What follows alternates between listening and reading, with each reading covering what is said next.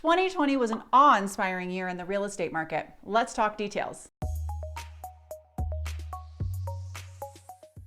Hey everybody, I am Alyson Wahl with Live South Denver, your real estate strategist and realtor for the South Denver area. We are going to jump right into year-end numbers, both December 2020 and then a year-end overview.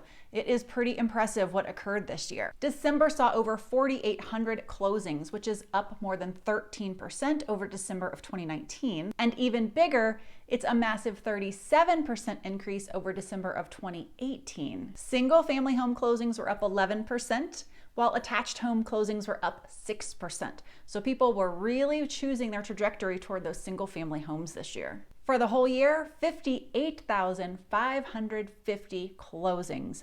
Wow, that is a record-setting number for the last 5 years. And it's more than a 7% increase over 2019. December saw 2,874 new properties hit the market, which was more than 20% above what we saw a year ago at the same time. Much like closings, this was even stronger than 2 years ago. It was 32% more properties listed at the end of the year than in 2018. 65,000 homes were listed during 2020, which ranks second highest in the last 5 years for new listings. The thing I found hardest to believe was how high we ranked given just how low the inventory is and has been. People were actively buying homes all the way through the holidays, and that has not stopped as we head into the new year. We saw an almost 11% increase over last year in homes going under contract in December. The average days on market in December increased by 1 day from the previous month, November. However, when you compare it to last year, it shrunk by a whopping 45%. And the median days on market was a minuscule 6 days, down an eye-popping 75% from last year. For all of 2020, the average days on market was 25 days, down from 31 the year before. And the median days on market was just 7 days,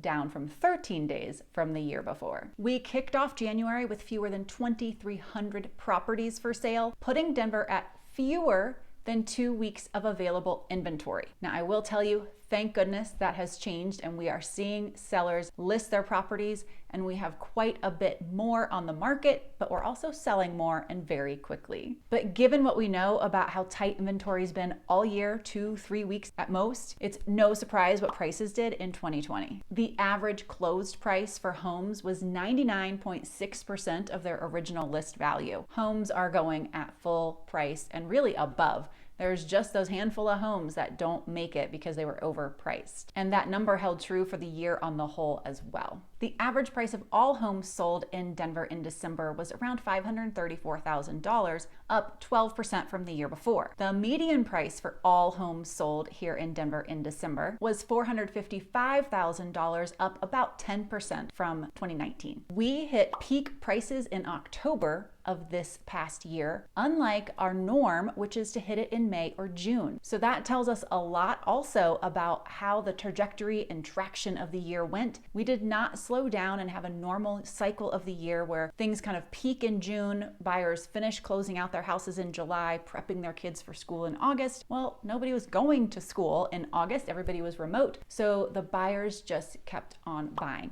and October was our peak. In 2020, single family home prices increased on average by just more than 9% to almost $575,000. And the median price rose about 9% to $490,000. Okay, so the real thing, what does this mean to you as a buyer or a seller? Well, we haven't hit the top of the market yet. The average closed price for all homes last year increased by more than $60,000, and the median closed price for all homes last year increased by almost $42,000. If you're in Denver watching this, I'm going to share with you something I've heard more times than you might like to hear. And that is buyers who are coming from out of state are telling me that they think Denver is still undervalued. Yep, that's right. They can't wait to get here. They can't wait to invest in a property.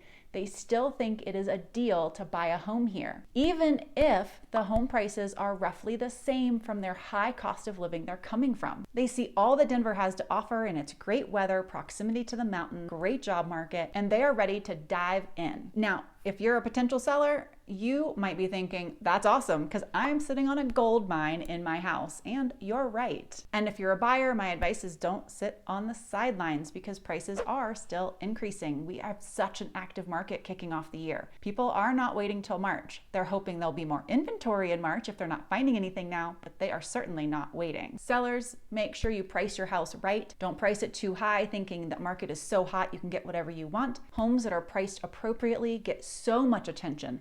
They fill up all of their showing opportunities over the course of 1, 2, 3 days. Multiple offers are pouring in. You hold all the cards as the seller when you do it just right. For those of you moving into Denver, my advice is to get your search started a little early. Maybe you're already an early bird, that's awesome. But I recommend you connect with someone that you like, that you are going to be able to work with really well, and put together your search, start looking at houses, figuring out where you think you might want to be and what homes go for in that area, the homes that you like. Are you wanting something that's updated? Are you wanting to put in a little sweat equity? Are you insistent on having open space? You've got to figure out what parts of town are going to accommodate your must-haves and your wishes, and how much homes cost in that area, and then how quickly do they turn over?